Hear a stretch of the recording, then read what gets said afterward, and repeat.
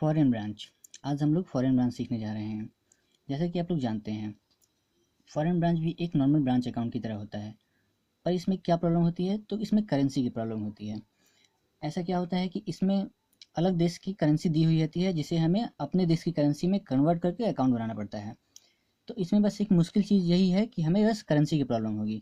तो सबसे पहले अगर हम लोग करेंसी को कन्वर्ट कर लेंगे अपनी करेंसी में, तो हमें अब कोई प्रॉब्लम नहीं होगी। जैसे कि हम लोग इसको दूर करने के लिए हम लोग एक सवाल देखते हैं। जैसे कि फॉरेन ब्रांच में एक सवाल दिया हुआ है, ये दिया हुआ है लंदन ब्रांच ऑफिस।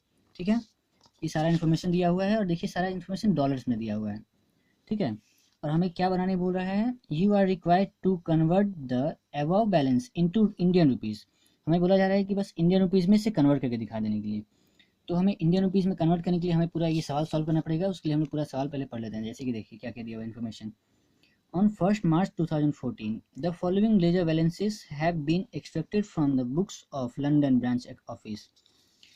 तो लेजर्स अकाउंट दी हुई है और उसका सारा बैलेंस दिया हुआ है। जैसे कि लंदन बिल्डिंग का दिया हुआ है $180, स्टॉक ओपनिंग स्टॉक दिया हुआ है, कैश एंड बैंक बैलेंस दिया हुआ है, परचेस दिया हुआ है, सेल कमीशन रिसिप्ट दिया हुआ है, डेटर्स दिया हुआ है और क्रेडिटर्स दिया हुआ है। इसके अलावा हमें और अलग इन्फॉर्मेशन में क्या दी हुई है, तो सारा बैलेंस दिया हुआ है। जैसे कि ओपनिंग रेट दिया हुआ है 46 पर डॉलर रुपीज़। ठीक है, क्लोजिंग रेट दिया हुआ है 50, एवरेज रेट दिया हुआ है 48, rate when fixed assets were required acquired 42 दिया हुआ है। तो फिक्स्ड एसेट यहाँ पर केवल एक बिल्डिंग है। ठीक है, तो हमें सवाल में आते हैं। तो हमें सवाल सॉल्व करने के लिए पहले एक इस तरह का फॉर्मूला बनाना पड़ता है।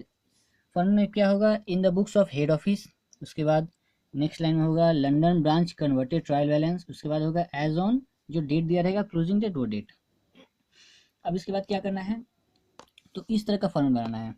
ध्यान से देखिएगा, इसी तरह का फॉर्मेट बनना चाहिए। जैसे कि हमें ब्रांच अकाउंट से हेड ऑफिस में कन्वर्ट एक बनाना है, तो हमें उसी में कन्वर्ट करना होगा। जैसे कि यहाँ पे दिया हुआ है ब्रांच करेंसी दिया हुआ है डॉलर्स में, लंदन ब्रांच करेंसी दिया हुआ है डॉलर्स में दिया हुआ है, उसे हमें हेड ऑफिस करेंसी में ट्रांसफर करना है जो कि रुपीज़ में है। ठीक है, तो सबसे पहले हमें ये जो सारा बैलेंस दिया हुआ है उसे हमें कन्वर्ट करना पड़ेगा। तो कन्वर्ट करने के लिए हम लोग शुरू करते हैं इसको पहले।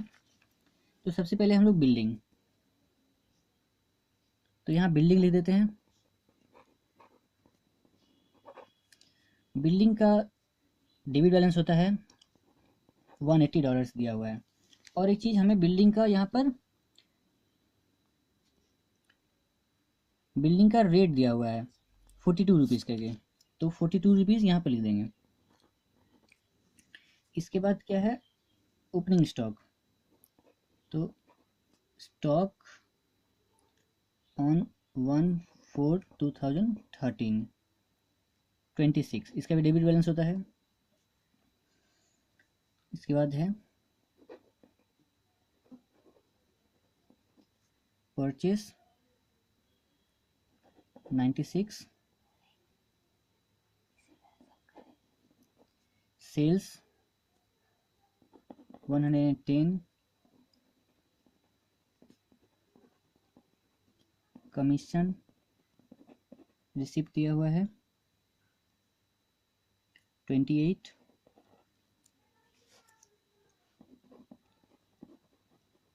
डेटर्स दिया हुआ है 46, क्रेडिटर्स दिया हुआ है 65 और एक दिया हुआ है कैश एंड बैंक बैलेंस।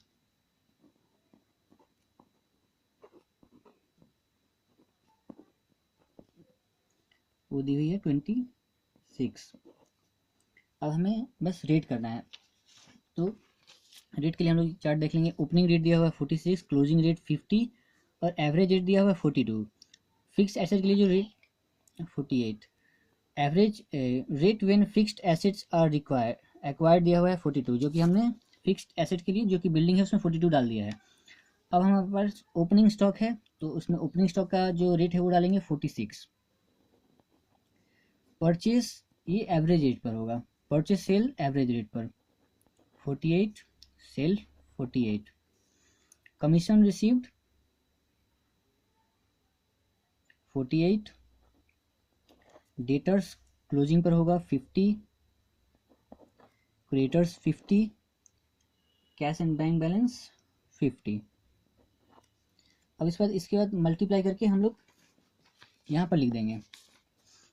तो इसे मल्टीप्लाई करेंगे तो आएगा यहाँ पर 7560, इसका बैलेंस 1196,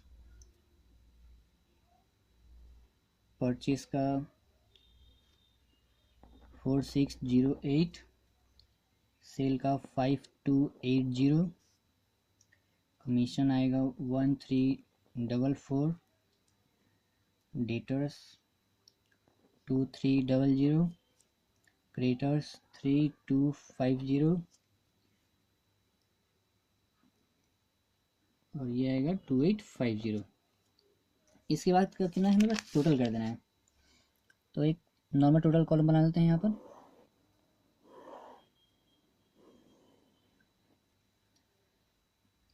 अब हमें क्या करना है, ये और ये जोड़ना है और देखना है डिफरेंस क्या आ रहा है। तो इधर का टोटल करेंगे तो आएगा हमारा 18514 और इधर अगर करेंगे तो कम आएगा। कितना कम आएगा, तो वो कम आएगा 8640।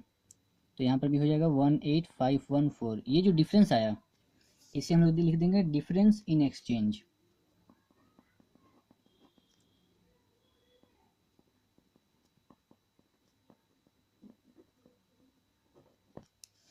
ठीक है, तो ये हमारा फॉरेन ब्रांच का कन्वर्सन कंप्लीट हुआ।